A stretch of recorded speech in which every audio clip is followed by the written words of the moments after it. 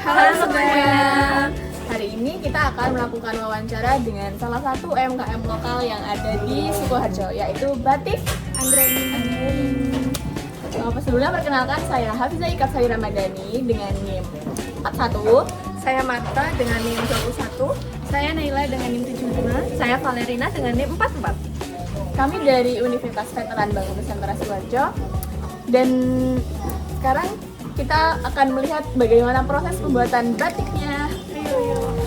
Untuk sejarahnya saat itu kami baru mulai dari nol ya. Jadi untuk membangun usaha ini memang levelnya masih setara dengan home industry. Jadi tapi untuk saya pribadi sih untuk pencapaian level itu sudah cukup lah. Tapi walaupun kita masih menginginkan level yang lebih tinggi. Untuk mempelajari batik kayak gini, saya ikut suatu perusahaan batik yang di bidang yang sama, yaitu batik cap tulis. Itu selama 4 tahun. Kinerja saya di situ mendapatkan nilai yang baik. Makanya saya dikasih peluang untuk membuka usaha seperti ini, diberi kepercayaan dari PT Dendaryati untuk menjadi mitra. Itu peluang yang awal dari pertama kali terbentuknya Batik Anggreni ini. Berarti ini awal mulainya tuh dari tahun berapa, Pak? Kita berdirinya di tahun 2009. Berarti udah lama banget. Iya, ini ada 16 tahun lah. Salah satu pecetus yang saat itu benar-benar viral, mungkin jangan sudah tahu, yang namanya Teddy. Oh iya. Masih ingat tahun berapa itu? Baju kan. Iya, Kalau ini tahun kaki. berapa itu? Ya COVID pandemi.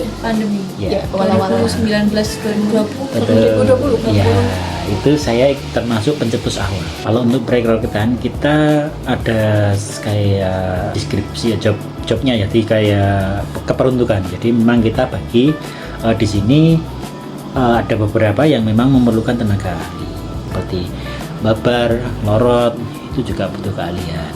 Nah, di sini juga saya membutuhkan orang-orang yang tidak membutuhkan keahlian. Contoh mereka yang di bidang packing, di bidang finishing, kayak menjemur, itu yang digunakan hanya tenaganya saja. Jadi kalau untuk segi kayak pendidikan itu tidak diutamakan di kita, tapi lebih cenderung kepada skill, kemampuan, dan mampu mengatasi masalah. Kalau untuk penyikapan pendapat, biasanya kita karena kita hitung industri juga, tapi saya juga menganut sistemnya adalah kekeluargaan. Dan di sisi lain, kita juga menganut pada suatu mekanisme yang disebut profesional kerja. Bagaimana Bapak menyesuaikan gaya kepemimpinan seperti cara berkomunikasi tadi atau memberi instruksi kerja kepada karyawan yang memiliki karakteristik yang berbeda-beda? Untuk memberikan perintah atau memimpin mereka, kita cenderung kepada pendekatan. Jadi karena usia yang di karyawan saya ini berbeda-beda, Ya, berbeda-beda. otomatis kan kita juga akan menerapkan suatu etika ya, etika dasar ya kan. Nggak mungkin kalau sama orang tua kok saya misalnya membentak atau nggak sopan atau mungkin cenderung kita samakan, itu enggak. Namun juga sesekali kita memberikan himbauan kepada mereka kalau pas kita ada catering, kalau kita pas ada pertemuan atau pas mereka ambil gaji, itu kalau memang kita sedikit ada komunikasi untuk mengasih masukan secara personal. Jadi kita sistemnya terbuka.